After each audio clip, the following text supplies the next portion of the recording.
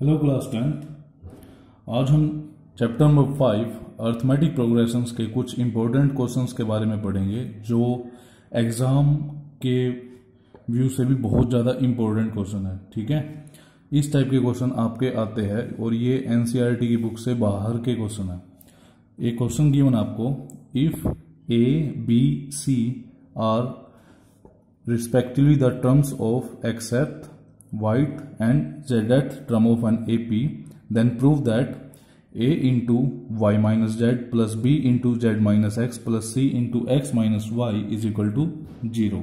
ठीक है, a b और c जो है वो आपकी xth, yth और zth टर्म गिवन है। ठीक है, आपको ये प्रूव करना है।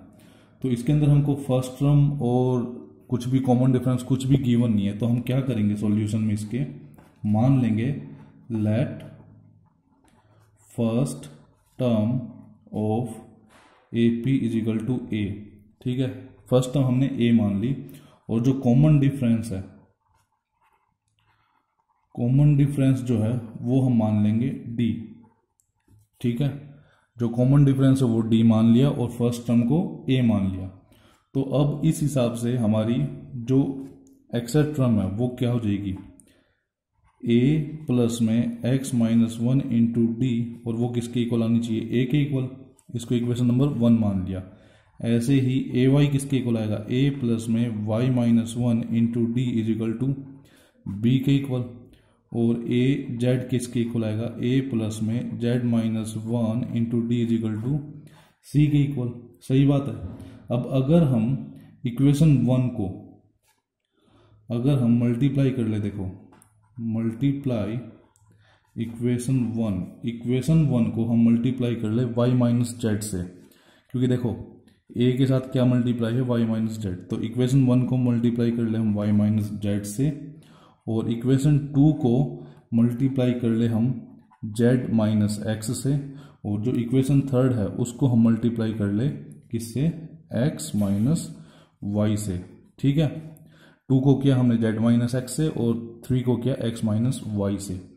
तो अब क्या होगा देखो, और उसके बाद इन सबको ऐड भी कर ले, and adding them then we get, क्या आएगा देखो, इसको किससे मल्टीप्लाई करना हमने, y माइनस जेड से। तो क्या आएगा, a, देखो a की y माइनस जेड से मल्टीप्लाई होगी और इन सब से भी होगी, है ना। a की देखो y माइनस जेड से भी होगी, a की z माइनस एक्स से भी होगी, और a की y एक्स माइनस वाई से भी होगी, है ना। और तीनों में से a कॉमन भी आ सकता है, तो a की जो मल्टीप्लाई होगी वो किससे आएगी, y माइनस जेड से प्लस में z माइनस एक्स से प्लस में x माइनस वाई से। क्यों, क्योंकि देखो a की इससे भी मल्टीप्लाई प्लस में a की इससे मल्टीप्लाई प्लस में a की इससे मल्टीप्लाई, तीनों के प्लस में से a कॉमन ले लिया मैंने।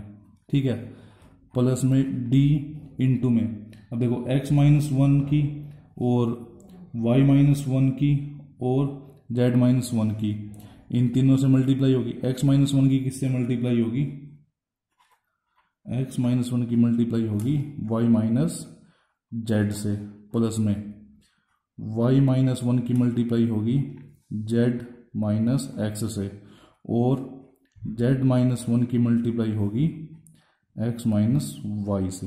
सही बात है।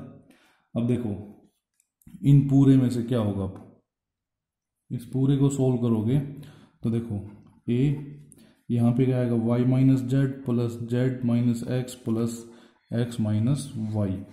ठीक है, z से z, x से x, y से y कट गया। यहाँ क्या बचा, 0 इंटू ए 0, ये टर्म तो आपकी क्या होगी 0, प्लस में d इंटू में, यहाँ से भी जब देखो x की y से x y minus x z minus y plus z, प्लस में वाई जेड माइनस का एक्स वाई माइनस का जेड और प्लस का एक्स। अब इन दोनों की मल्टीप्लाई करते हैं, माइनस प्लस का एक्स जेड माइनस का वाई जेड माइनस का x and minus minus plus का वाई। देखो एक्स वाई से एक्स वाई कट गया, एक्स जेड से एक्स जेड, उसके बाद वाई जेड से वाई जेड कट गया, जेड से जेड, वाई से वाई, और कुछ बचा एक्स से एक्स कट गया। सही बात है, मतलब कि ये भी जीरो, ये टर्म भी जीरो और ये टर्म भी जीरो, तो लास्ट में यहाँ से क्या आया, सब कुछ इक्वल टू जीरो आ गया। मेन हमको प्रूव क्या करना था कि ये जो फर्स्ट इक्वेशन थी जिसको हमने y माइनस जेड से मल्टीप्लाई किया था, मतलब कि a की मल्टीप्लाई हमने करी y माइनस जेड से, प्लस में b की मल्टीप्लाई करी थी हमने z माइनस एक्स से, प्लस में c की मल्टीप्लाई करी थी हमने x माइनस वाई से, और यही सब चीज हमने यहां पर की, और ये किसके इक्वल आ गया, हमारे जीरो के इक्वल। यही हमको प्रूव करना था। ठीक है, तो इस क्वेश्चन को आप ध्यान से देखना और कुछ भी डाउट हो तो इसमें पूछना, ये काफी इंपॉर्टेंट क्वेश्चन था। एक नेक्स्ट क्वेश्चन आपके लिए क्या है, आपको इस इक्वेशन को सोल्व करना है। आपको एक क्या गिवन है, 1 + 6 + 11 + 16 up to x is equal to 148। इस इक्वेशन को सोल्व करना है, यानी x की वैल्यू फाइंड करनी है आपको। ठीक है, तो एक चीज देखो यहाँ पर सॉल्यूशन कैसे करेंगे इसका। एक चीज आपने अगर नोट की हो तो ये 1, 6, 11, 16 ये सब एक क्या है, ये एक एपी है। सही बात है, क्योंकि देखो सब में 5-5 का डिफरेंस है, और इस एपी के अंदर जो लास्ट टर्म यानी कि an वो आपकी x है, और इन सब का सम दे रखा आपको यानी Sn वो कितना दे रखा है 148। अभी x कौन सी टर्म है हमको नहीं पता, तो हमने ये मान ली nth टर्म, और इन सब का सम कितना दे रखा है 148। अब यहां से देखो an का क्या मतलब है, a प्लस में n-1 इंटू डी एक्स के इक्वल है। a की वैल्यू क्या आपके पास 1 प्लस में n-1, और d की वैल्यू कितनी आएगी 6-1 यानी कि 5 इज इक्वल टू एक्स, मतलब 1 + 5n-5 is equal to x, 5n-4 is equal to x. X की वैल्यू कितनी आ गई 5x 5n, ठीक है 5n-4, ये x की वैल्यू आ गई। ठीक है, अब Sn हमारा जब लास्ट टर्म गिवन हो तब क्या होता है Sn n/2 into a plus l, जब लास्ट टर्म गिवन हो। तो अब हमको n की वैल्यू तो नहीं पता। ठीक है, Sn की वैल्यू कितनी है 148, n की जगह पर n डिवाइड में 2, a की वैल्यू क्या 1 प्लस में लास्ट टर्म आपकी क्या है x। ठीक है, यहां से 2 मल्टीप्लाई में जाएगा, डिवाइड में तो कितना आ जाएगा ये 296 is equal to n plus में n इंटू में 1 प्लस x की वैल्यू कितनी है 5n-4। ठीक है, 296 is equal to n into 1 plus में 5n-4, ये कितना हो जाएगा 5n-3 इंटू में n इज इक्वल टू 296। तो 296 is equal to 5n² - 3n।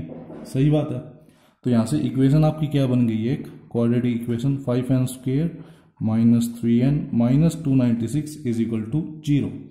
अब इसको हम सोल्व करेंगे कि ऐसे दो नंबर जिनका सम करे तो 296 सम करे तो -3 आए, और मल्टीप्लाई करे तो ये a इंटू सी के इक्वल आए। जब आप क्वाड्रेटिक ये इक्वेशन है इसको जब सोल्व करोगे तो आपके दो फैक्टर बनेंगे। अब किसी भी फॉर्मूला से इसको सोल्व कर सकते हो, चाहे आप कंप्लीटिंग द स्क्वायर से करो, चाहे क्वाड्रेटिक फॉर्मूला से करो, चाहे आप फैक्टराइजेशन मेथड से करो। तो दो फैक्टर आपके बनेंगे, वो बनेंगे 5n + 37 and n-8 is equal to 0। अब या तो ये 0 या ये 0, दोनों को इक्वल टू 0 रखोगे तो 5n + 37 is equal to 0 and n-8 equal to 0। यहाँ से n की वैल्यू आई 8, और यहाँ से n की वैल्यू आएगी -37/5। ठीक है, अब x की वैल्यू फाइंड करनी है हमको फाइनली, तो x की वैल्यू 5n-4, जब n आपका -37/5 होगा। ठीक है, when n is equal to -37/5 then x is equal to 5 into -37/5 - 4 means minus का 41। क्या x की वैल्यू -41 हो सकती है? ठीक है, ये आपको बताना है कि इसको हम रिजेक्ट करेंगे या एक्सेप्ट करेंगे। उसके बाद when n is equal to 8, when n is equal to 8 then x is equal to क्या आएगा देखो 5n-4 था, मीन्स 5 इंटू 8-4 कितना आ जाएगा ये 40-4 मीन्स 36। तो x की वैल्यू जो थी वो कितनी आई 36 आई। यही आपका सॉल्यूशन है। मैं आपको बता देता हूं इसको हम एक्सेप्ट नहीं करेंगे। क्यों? क्योंकि x आपकी जो है एक नेगेटिव टर्म आ गई और AP में हमारा क्या था वो इंक्रीज हो रहा है। तो किसी भी हालत में यहां पर जो x है वो माइनस में आ ही नहीं सकता है, सब इंक्रीज होता जा रहा है ना। तो इसलिए हम जो x की वैल्यू -41 इसको हम रिजेक्ट करेंगे और x की वैल्यू हमारी कितनी आ जाएगी 36। ये था आपका सॉल्यूशन। ठीक है, तो ये दोनों ही क्वेश्चन काफी इंपॉर्टेंट थे। आपको इनको ध्यान से एक बार खुद से भी ट्राई करना और कुछ डाउट आए तो आप पूछ सकते हो। Okay, thank you.